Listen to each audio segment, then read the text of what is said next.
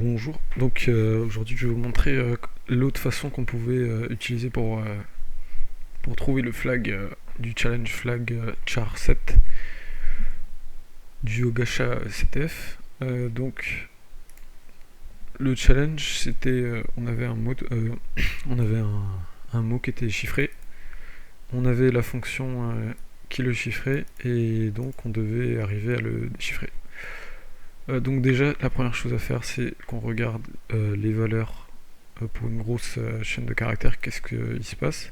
Donc on voit qu'il y a un motif de 4 caractères qui se répètent.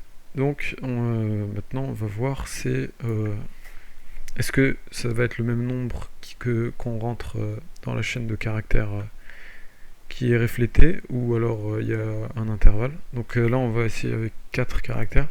Donc là on voit que le motif n'est pas je veux dire, il dépasse un peu, et donc avec 3 caractères on tombait sur le motif. Donc déjà on sait qu'avec 3 caractères on peut répéter un motif. Alors une fois qu'on a fait ça, c'était très simple. Hop. Il fallait juste créer une petite fonction qui génère toutes les possibilités à 3 caractères. On la met dans une liste.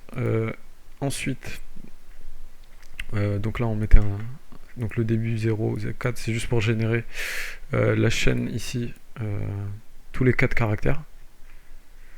Et donc on va comparer ici, donc pour tous les i qui sont dans code, donc c'est la liste qui va être générée 4 par 4 ici, et à chaque fois for j in list, donc dans la liste qu'on aura générée avec toutes les possibilités, si le reverse de j est égal à i, donc dans notre code, on ajoute à la string finale la valeur de j, et on affiche le flag.